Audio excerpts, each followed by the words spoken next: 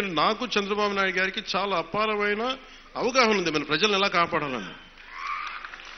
మా ఇద్దరి మధ్య అసలు అలాంటి అరమరికలు కానీ విభేదాలు కానీ లేవు. ఇండివిజువల్గా ఒకసారి మాట్లాడొచ్చు, కానీ కొన్ని చోట్ల రెండు పక్షాల నాయకులు కావచ్చు, ఇది ఎక్కువ కాలం నిలబడదు. నేను చెప్తున్నాను కదా, ఎందుకంటే స్టెబిలిటీ ఇవ్వాల్సిన బాధ్యత మా మీద ఉంది.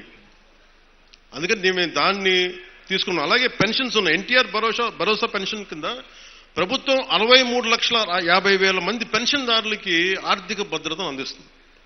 ప్రతి నెల దాదాపు 2,750 కోట్ల పెన్షన్, సామాజిక పెన్షన్ పంపిణీ చేస్తుంది.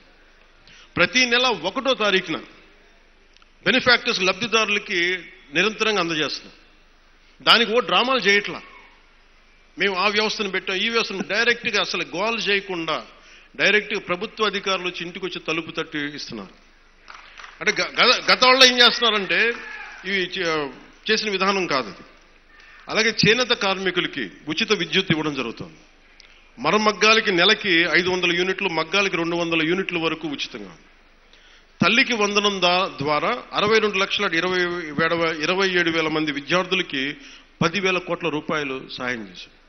వాళ్ళు కొన్ని వేల కోట్లు దోచేసుకుంటా ఉంటే 23,000 కోట్లు, 25,000 కోట్లు మద్యం, కల్తీ మద్యం అందజేసి దోచుకుంటే మనం అన్ని ఆపి, వాళ్ళ దోపిడీని ఆపి ఇక్కడ 10,000 కోట్ల రూపాయలు తల్లికి వందనం పథకానికి ఇస్తా ఉన్నాం.